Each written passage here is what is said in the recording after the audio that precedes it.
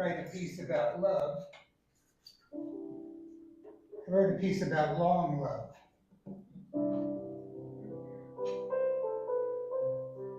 I've been married a long time. Long enough that when people find out how long, they don't say congratulations. They say, wow. And then they do the math. Like maybe something doesn't add up. Over 40 years, 45 if you count the years we lived in sin, which means I've loved the same woman through multiple home situations, including the guest house that was a converted chicken coop, a couple of daughters, weddings for said daughters, a couple of grandkids, multiple jobs, several diet fads, and a few scary surgeries. That's commitment. When we first met, love was exciting. There was mystery. There was tension. Now love is knowing exactly what the other person is thinking without a single word being spoken. We actually can communicate non-verbally at this point. A look, a sigh, sometimes just a grunt. It's very efficient. People ask me all the time, what's the secret to staying married this long? There's always that tone, like I've been hiding a treasure map. I never know what to tell them because the truth is, love doesn't stay the same. If it did, no one would survive it. At the beginning, love is passion, then it's partnership. And if you're lucky and patient, it becomes something much stranger and much better, like shared confusion. For example, while watching television, one of us will say, where have we seen that actor before? And then we try, desperately. You know, he was in that show with, what's her name, from that other thing, with the other actor, you know, the good-looking one. We never get there until I pull out my phone and check IMDb. Then there's the dinner conversation. Going out to dinner usually starts the same way. What do you want to do for dinner? I don't know. What do you want to do? I don't care. You decide. I decided yesterday. Then I suggest something. No. I suggest something else. I don't want that. Well, what were you thinking? And I say, well, I thought you said you didn't care. Eventually, we wind up eating at the same restaurant, eating the same things we always do, and acting like it was someone else's idea. That's marriage. Every morning, we don't just say good morning. We always add, how'd you sleep? And then we compare our sleep apps. Now that's intimacy. We also share an obsession with vitamins. A lot of vitamins. It always seems like Christmas in our house with all the Amazon boxes on the porch until we open them and see them filled with the new remedies for whatever else I don't even know what they do anymore.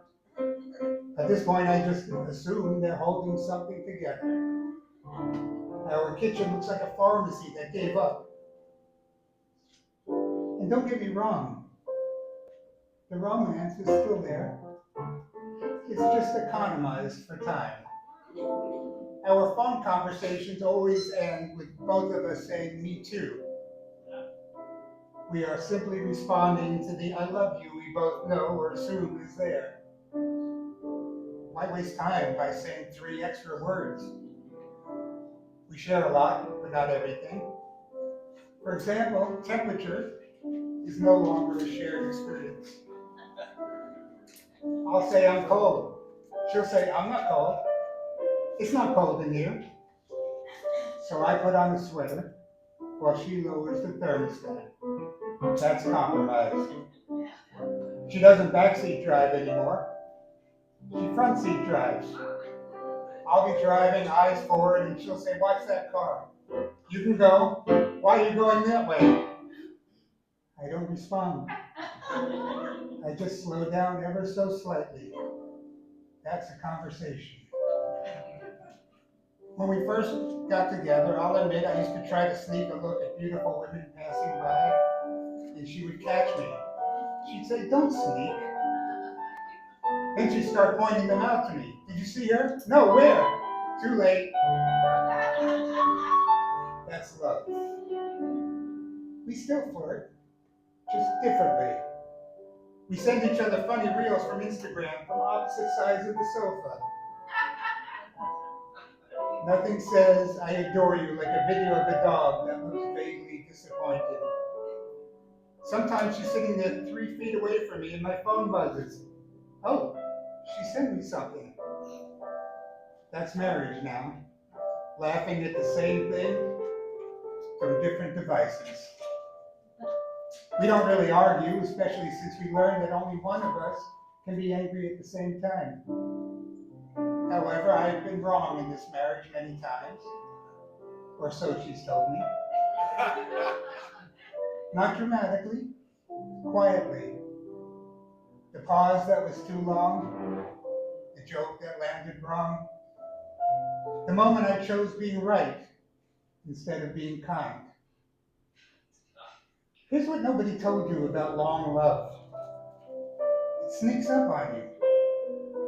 One day you realize that the person you once tried to impress is now the person who knows when you're pretending to be okay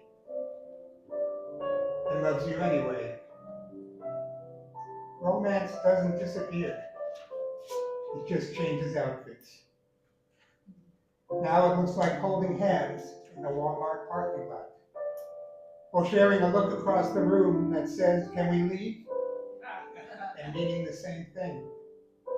So when people ask me if I'm still in love after all these years, I tell them yes, absolutely. Even though we communicate in grunts, can't name actors we've been watching for 6 seasons, negotiate dinner like it's international diplomacy, argue about temperature from opposite sides of the couch, take enough vitamins to rattle when we walk, and flirt by sending each other videos of strangers falling off ladders. And then quietly, I tell them this. After 45 years, love is no longer about discovery. It's about recognition. Seeing the person in front of you and choosing them again. Not because it's easy, because it's deep. And if I had to do it all over again, knowing everything, I'd still choose her. I'd still choose you. Which I know she agrees with. I can tell by the way she just grunted. We should